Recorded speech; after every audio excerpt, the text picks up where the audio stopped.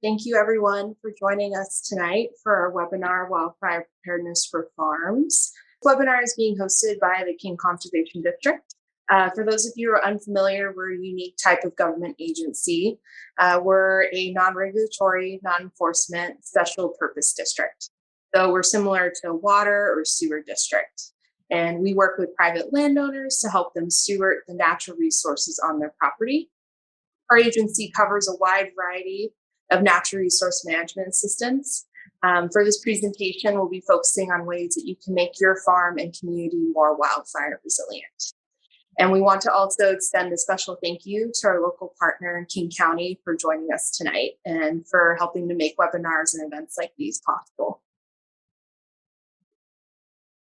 So our presenters tonight, we have Matt Axe, who'll be presenting, and he's the Wildfire and Forest Resiliency Coordinator at King Conservation District. We also have Addison Houston, who is the Mitigation and Response Planner with Environmental Health Services for Seattle and King County. And we also have Megan Weldon, who's one of King Conservation District's Farm Resource and Dairy Planner. So she'll be here to help to answer questions that you may have on the back end. And today's webinar, we're going to be covering fire behavior, defensible space around your farm, evacuation plans, and wildfire smoke protection for you and your livestock. So we imagine that all of you are joining tonight to learn what you can do to protect and prepare your family, farm, and community for wildfire season. With wildfire season beginning earlier and climate change making weather warmer, it's great that you're all here joining tonight to learn more about wildfires in Western Washington, ways that you can prepare for impacts from fire like smoke, and what you can do to make your farm and livelihood more resilient. So with that, I'd like to introduce our first speaker, Matt Axe, who is the Wildfire and Forest Resiliency Coordinator with King Conservation District. Thank you very much, Rosie. And I'd like to thank everyone for joining us tonight to talk about how farms can manage their wildfire risk here in Western Washington.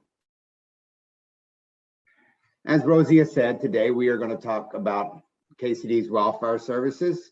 We're going to talk about fire behavior, defensible space, and last but not least is evacuation plans. Since 2019, KCD has been assisting communities and small private landowners by conducting wildfire safety evaluations that identify conditions that it could increase or decrease the chances of their home structure from being damaged by a wildfire event. I also conduct webinars, presentations throughout King County to further educate around rising wildfire concerns, not only in King County, but throughout Western Washington. But enough about what I do. Let's talk about how we prepare your farm and your home for a wildfire in Western Washington. Lighton, BC was a community that was devastated by wildfires this year. This community had little to no time to evacuate before the town was engulfed by smoke and fire. The reason I show this is that our rural communities and farmers have the potential risk of being affected the same way. But through this webinar, I hope to provide some recommendations to reduce this risk for our farmers in high to moderate wildfire risk areas throughout King County. 90% of fires, not only in Western Washington, but also nationally, are human caused. With 10 million acres being burned last year nationally due to wildfire events, with the devastating wildfires in California and Oregon burning over 5 million of those acres and damaging and destroying multiple structures. Here in Western Washington, historically, our fire regime is large, catastrophic fires every few hundred years, with our forests recovering between them. But in 2020, Washington State had approximately 1,700 fires that burned approximately 800,000 acres and damaged and destroyed 724 homes. But wildfires are just not a forestry issue. Wildfires throughout the nation have damaged and destroyed multiple agricultural products. Hay farms in Eastern Washington were destroyed in past years, along with grapes of wine production have gained a smoky flavor because of the increase in smoke events due to the increased presence of wildfires. In 2020, the Sumner grade fire burned approximately 700 acres and damaged and destroyed multiple homes, along with being one of the largest wildland urban interface fires we have seen in Western Washington in some time, and put multiple farms in jeopardy. In early 2021, Western Washington had the Green Valley Fire and the Newaukum Creek Fire that put at risk multiple farms in King County. Green Valley Fire was started by a brush fire that got out of hand, while the Newaukum Creek Fire was started by a down power line igniting dry and dormant grasses.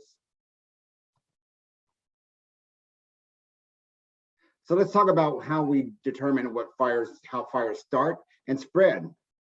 We do this by looking at the fire triangle and fire behavior triangle. To have a fire, you have to have three elements: oxygen, heat, and fuel. The fire behavior triangle kind of lets us know what a fire is going to do, because we need fuel, weather to drive that fire, and topography can affect how fast the fire will move, because traditionally fires move uphill. But in many places like Enumclaw, where the winds are stronger, these fires can be pushed by these hard winds that come through there. But what I really want you to take away from here and how we can reduce our vulnerability by managing is fuels. Fuels is the only thing that we can affect in these triangles to reduce our wildfire risk. Well, we're going to talk about three different types of fuels here for a minute. And the first is our fine fuels. These are those dead and dried leaf litter, needles, and small branches that accumulate around on our roofs and our gutters and next to our homes and structures. It's hay or straw. And last but not least is landscape bark. All of these fuel types are highly ignitable in our summer season and could be ignited by a windblown ember from a wildfire up to a mile away. Secondly, are our man-made fuels. These fuels are our lawn chairs, portable garages, plastic totes, construction debris, additional structures. These increase the size of a fire next to our home and structure and create more embers that could ignite those fine fuels. And lastly, we're going to talk about ladder fuels. These are plants, woody debris, structures that allow a fire to spread from the surface of the ground to the canopy of trees or structures, creating a larger, more destructive fire. Managing these ladder fuels increases the chances of you having a low intensity, low severity fire that are easier to control. Having ignitable fuels around our home can increase the chances of your home being affected by a wildfire ignition source. Home ignition sources are ember storms that attack fine fuels and can enter the home and starting a fire if opportunity allows it. Surface fires that are low intensity, low severity fires that are easily to control. And those crown fires that are those large and more destructive and harder to control fires, sometimes almost impossible. A defensible space is that natural or landscape area around your home that is maintained and designed to reduce your fire danger. So let's talk about how we are going to create a defensible space around this farmhouse. A defensible space is broken down to three different home ignition zones. These home ignition zones start at the home and go out to 100 feet, depending on aspect, slope, and other characteristics. But in zone one, that immediate zone, that first 5 feet, home out to 5 feet, we're looking at building materials. We're looking at roofing, siding. Is the ventilation screen the correct size? We're looking at decks and other attachments. On and around the exterior of the home and structure, we're looking for those fine fuels, those leaves, those twigs, those needles. In zone two, that intermediate zone, that next 5 to 30 feet, we really want to maintain this area lean, clean, and green. And what I mean that, if it's possible, keep the grass green and mowed to 4 inches or shorter. If you have vegetation, removing that dead vegetation out of there. And last but not least, the extended zone. That is that next 30 to 100 feet. We are really wanting to ensure that our emergency services can access our property.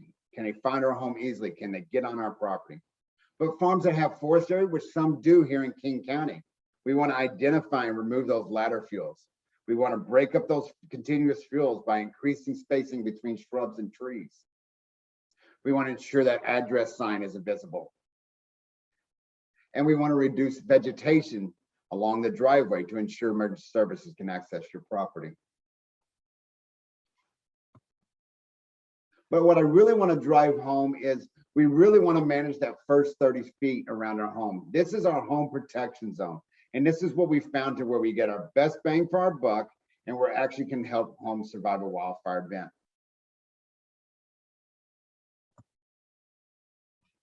When installing home ignition zones around all the structures of your property, we can create interlocking zones and increase the defensible space. Defensible space increases the chances your home structure survive a wildfire event, can provide a safe space for firefighters to actively fight the fire, and decreases the time needed to evacuate.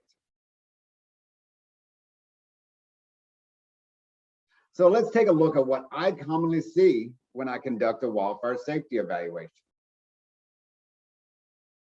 I commonly see those fine fuels built up on the roof valleys, gutters, and around the base of the home.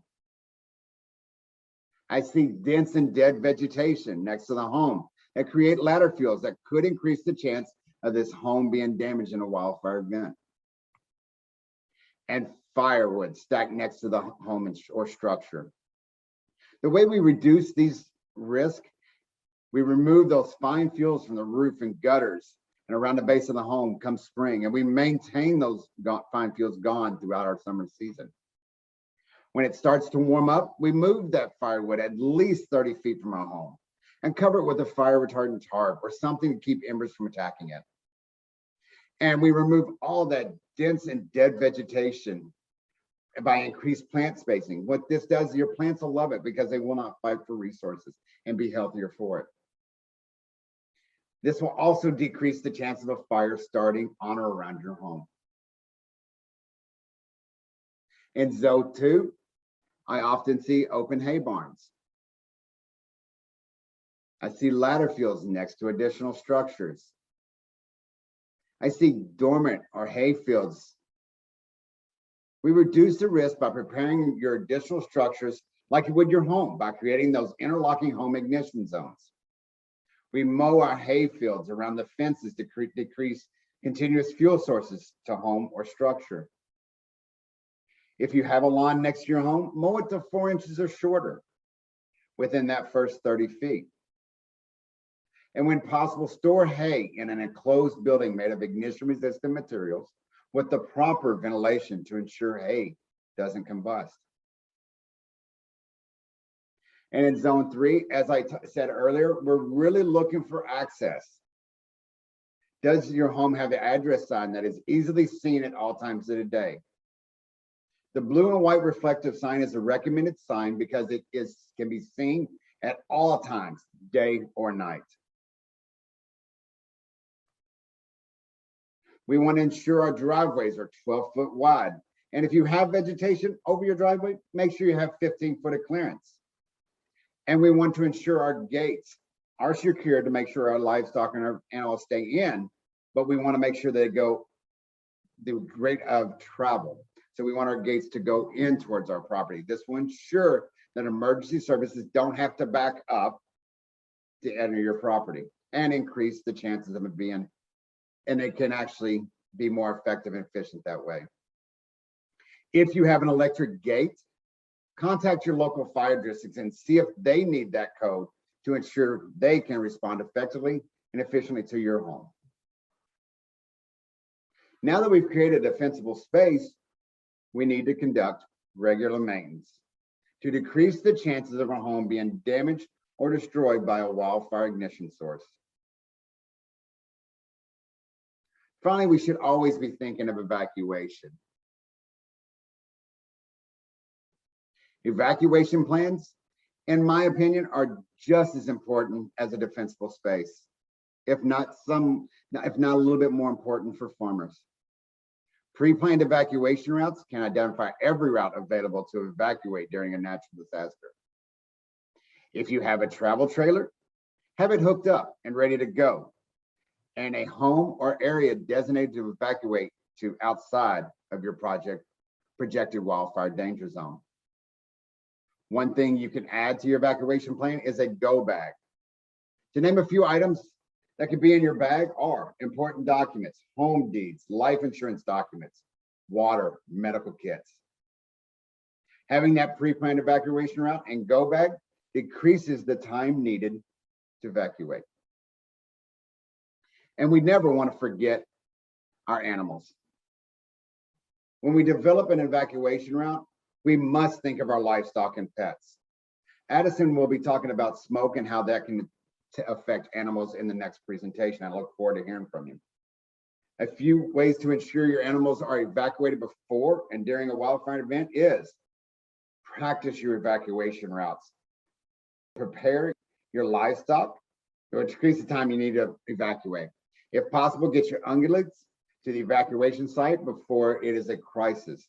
The safe zone for farm animals is usually the fairground because it already has infrastructure for it. Try to them safety before you get evacuate notice. Also, make a dog tag, put it in their mane, write your address on their body in Sharpie, something like that, where you can identify your livestock. You can also stay up to date on what a wildfire situation is by download the Fire app to your phone. This will provide you up-to-date notice as they come in.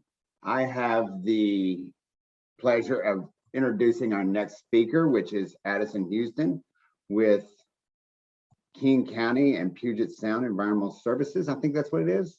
I do apologize if I got it wrong, Addison. But he is going to talk about how wildfire smokes affects us. Okay, thank you, Matt, and thank you all for having me join you all today. My name is Addison Houston. As Matt mentioned, I am the Environmental Health Mitigation and Response Planner with Public Health Seattle King County within their Environmental Health Services Division. So today I'll be talking about public health and animal health during wildfire smoke events.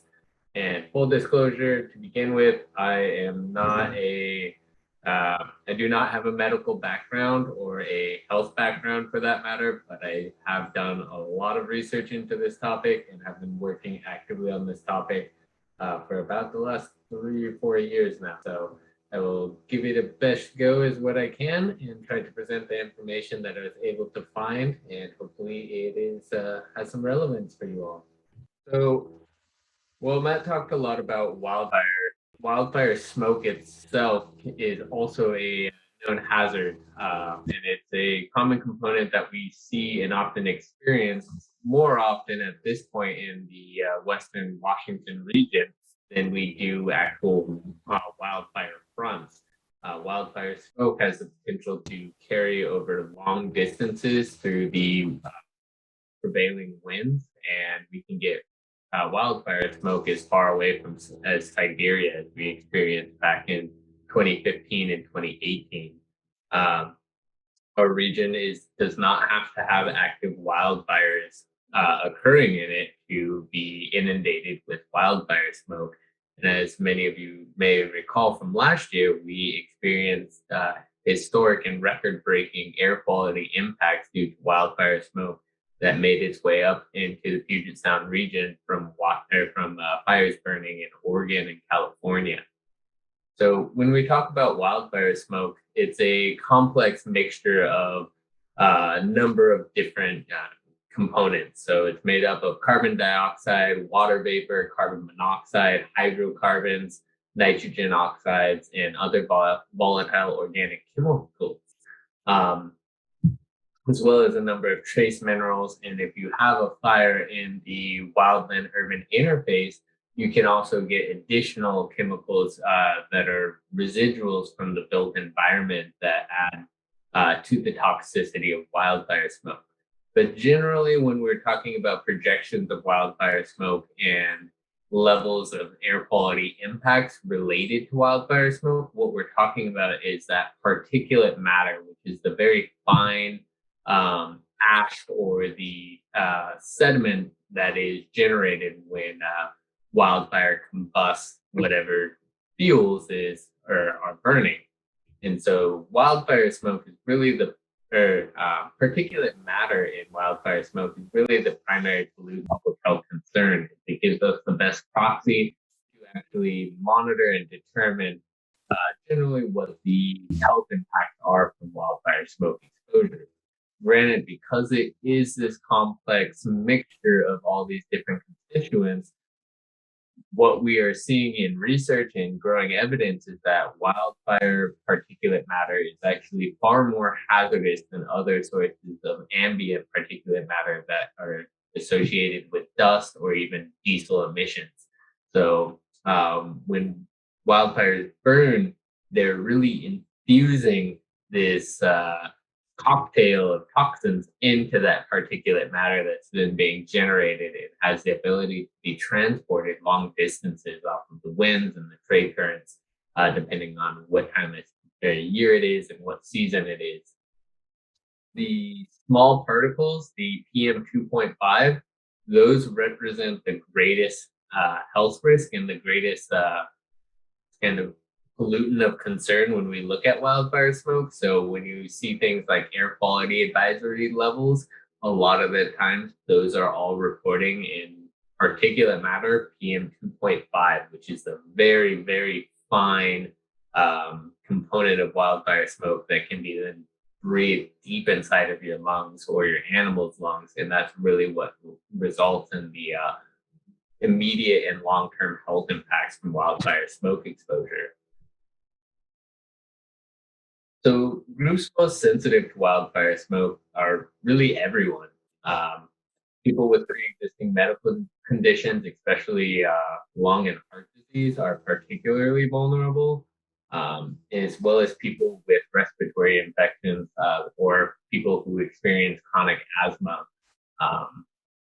Children and infants, because of the smaller body size and the greater rhythm of breathing that they tend to do from like just routine activities, can generate or result in breathing that fine particulate matter deeper into the lungs than what otherwise adults might be doing when they're exposed to the same particulate levels.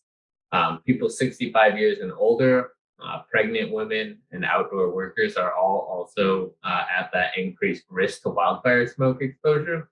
However, we are finding that there's growing evidence to support that the young and healthy are among some of the most vulnerable population to wildfire smoke exposure because this perceived immunity to wildfire smoke. If you are young and healthy, there's the tendency to think that, oh, because you're healthy, it's not going to impact you in the same way. But we are seeing in our syndromic surveillance data that this is one of the biggest groups being impacted because they don't take the necessary precautions to protect their health, thinking that they're immune to the effects of wildfire smoke. So that Labor Day wildfire smoke we saw last year around this time of year, we did really see a large number of people that were young and healthy and otherwise had no existing health conditions or compromised state of being that were being admitted into hospitals because they were doing things like this picture here of going out and doing kayaking or going out for a jog or a bike ride and continuing that strenuous activity that really draws the breath or requires you to breathe deeper and draws that particulate matter deeper into the lungs and affects that cardiovascular and respiratory systems of the body. So some of the symptoms of wildfire exposure really range from immediate health effects to long-term health effects. So some of the immediate health effects are really around shortness of breath, chest tightness, eye, nose, and throat irritation, headache, as well as psychological stress just from the appearance of this almost apocalyptic setting when the skies start turning orange and it's middle of the day and it looks like it's about 5 p.m. at night, and it really starts to strain and wear on people And then there's also exacerbation of any other pre-existing health conditions, especially along lines of existing respiratory, cardiovascular, or circulatory illnesses that then are further impacted by the inhalation of that fine particulate matter. So what we see or are starting to see from some of the health outcomes of wildfire smoke exposure are really increased associated risks of heart attack and strokes for all adults, irregardless of age. But we are seeing that particularly vulnerable are individuals 65 and older. There's also increased risk of heart failure, respiratory causes of mortality, and abnormal heart rhythm across all age groups. And what we're seeing is that the health impacts of wildfire smoke exposure tend to happen actually the day after exposure. And this actually is the case for almost all air pollution or air pollution exposure. So whether it's pollen, dust, or even wildfire smoke, generally in that moment of exposure, your body's able to kind of respond to it and adapt accordingly. But it's in that state when the body tries to resume its normal functions and it's clogged up with everything that you inhaled that you started to see the health impact. So we're really seeing the health impact of smoke exposure happening the day after or a couple days following exposure. And this will come up again when I go into talking about things around animal health and protect your livestock. Is really it's the period after exposure that is most critical in ensuring that we're allowing the time for recovery before we're starting to return any livestock or our animals into any kind of strenuous activities or really work them in a manner that we would have been doing before that episode of wildfire smoke exposure. So before I go into further into the effects of wildfire smoke exposure on livestock and animals, just some general guidance for outdoor workers is typically during wildfire smoke events, we encourage people to reduce their outdoor activities to the extent possible. We know that a lot of people's livelihoods require them to be outside and outdoors. And so it's just finding places to have reprieve from wildfire smoke or from the air quality during wildfire smoke episodes where outdoor workers can go inside and at least get a break from wildfire smoke periodically throughout the day so they're not dealing with that continuous exposure. Where possible, we really recommend people improve any air filtration systems that they might have, whether this is within an existing heating, ventilation, and air conditioning system, or if it's just using a standalone portable HEPA air cleaning device. They're really readily available. They're common in the marketplace and pretty easy to find. So just at least having some place where you and your workers can go to get indoors, to get a break from wildfire smoke that has filtered air is really the ideal situation that we want to start seeing in the county as we're starting to see these wildfire smoke episodes more frequently. And then when possible, because we don't know what everyone's vulnerability is or the underlying health conditions are for those that we work with, really allowing people to use their best professional judgment and allow the use of employees to use sick leave if they determine it being necessary for their own health due to the health risk posed by poor air quality during a wildfire smoke episode. And then there's always the use of personal protective equipment, such as an N95 respirator that can really help in filtering out the wildfire smoke particulates if you are going to continue to have to be outdoors during a wildfire smoke episode. And there's actually a Washington State Labor and Industries emergency rule that went into effect this year that actually requires any employers with outdoor workers to provide N95 respirators or at least make them available for voluntary use during a wildfire smoke episode. This is anticipated to be taken into fruition into a formal rulemaking process and go into effect beginning with the summer of 2022, so next year. And that will be a permanent rule that will require people to have these on hand, be able to provide to any staff or outdoor workers during future wildfire smoke episodes. And more information on that can be accessed through the Washington State Department of Labor and Industries website. And if you just search up the wildfire smoke rule, it will give you a lot of information about the requirements of that rule. So now we'll take a pivot and talk about wildfire smoke and animal health. So the behavioral stress response to smoke anxiety that are triggered by wildfire smoke events is really an innate animal instinct.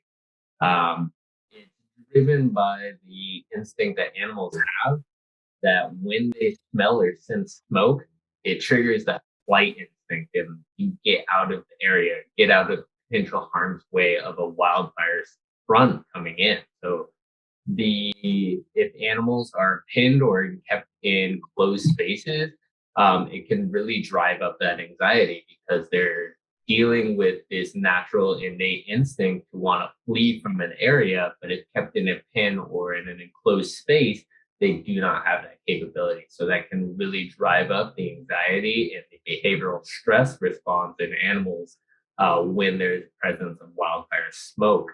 And this is all information that came from the American Veterinary Medical Association.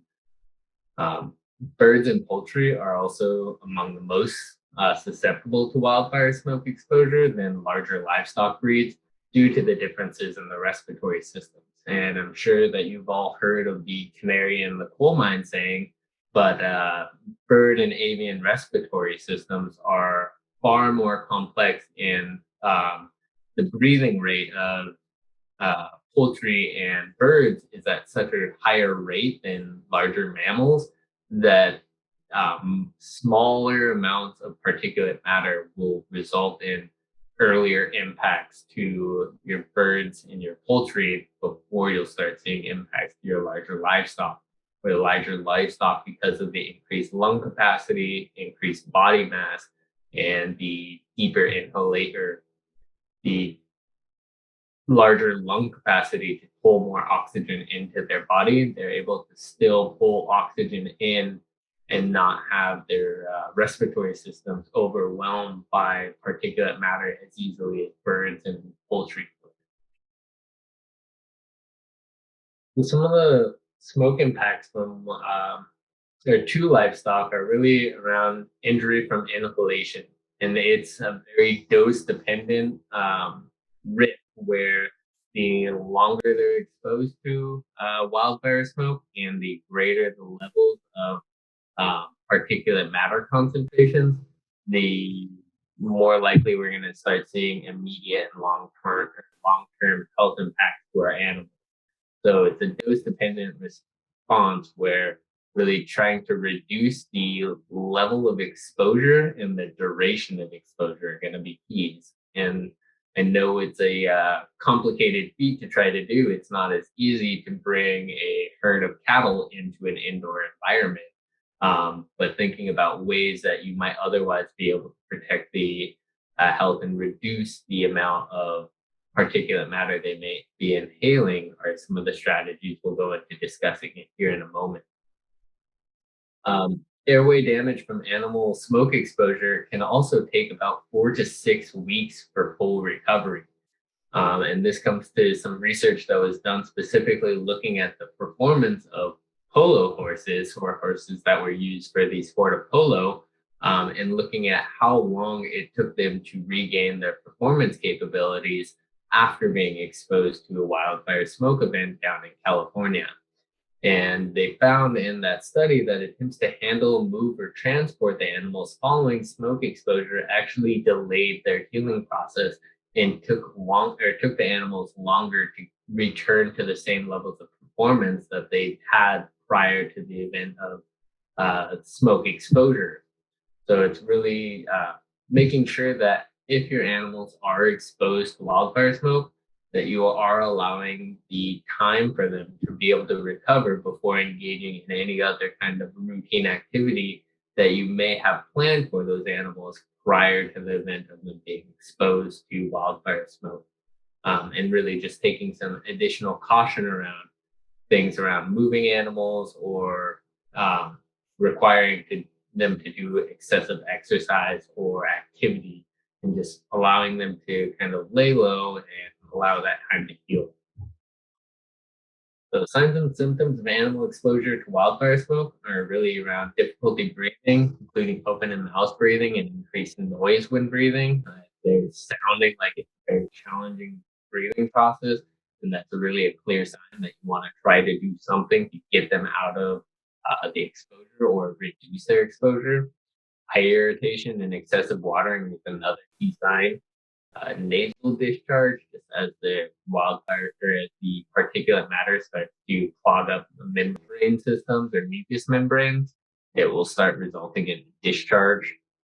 Inflammation of throat and mouth, not easy to see. It will often result in reduced appetite or reduced intake of water. Things like asthma-like symptoms, increased breathing rates, fatigue and weakness, or disorientation and stumbling are all other key signs that your animals really might need some help and to be moved into an area where it's reducing their exposure to wildfire smoke particulates. So some of the things that you can do are really around limiting the activity and exercise of your animals during wildfire smoke episodes. Providing them with plenty of fresh water, proper water intake can really help keep their mucous membranes moist and helps facilitate the clearance of inhaled particles and the wildfire smoke. If we think about it, a lot of our herd animals are actually adapted to dealing with particulate matter and particulate matter pollution, as we think of it in kind of more traditional sense of soils and pollens and other kinds of sediments that get kicked up into the air through migrating herds. The part is that they don't have the access to those abilities to clear out those adapted features that they have. They can become overwhelmed, and wildfire smoke can then result in compromising their natural defense mechanisms that also increase their susceptibility to not only wildfire smoke, but other types of respiratory infections as well. Another key thing that you can do is try to use lower dust-free feeds for your animals during wildfire smoke events to avoid putting any other particulate matter into their environments. And when possible, using either a sprinkle or a mist to water down animal facilities, pens, or stalls to reduce the generation of dust and help wash out that wildfire smoke out of the air column. So it's improving the air quality that they have access to. And then if as possible, try moving your animals indoors, even moving them into barn stalls. That does provide some layer of protection than just having them out in the open in a field per se during a wildfire smoke event. And especially if you combine putting them in a barn or indoor space and running, say, some HEPA air filters or something like an air filtration device to help improve the air quality in that space. And then, as Matt also mentioned, having an evacuation plan ready, because if your animals are showing signs of some severe stress and some of the things like disorientation or stumbling are starting to occur, that's a good indicative sign that that animal is in real trouble and needs to be moved out of the area. Otherwise, you're looking at potential loss of your livestock. And then really allowing that full time after exposure for full recovery and not expecting your animals to be able to perform at their routine level right after a wildfire smoke exposure event, but allowing them that 4 to 6 weeks to come back to full recovery before you start putting them to the same levels of activity that you might have otherwise before that smoke exposure. We hope that you got some great information. Thank you all, and I hope you have a good rest of your night.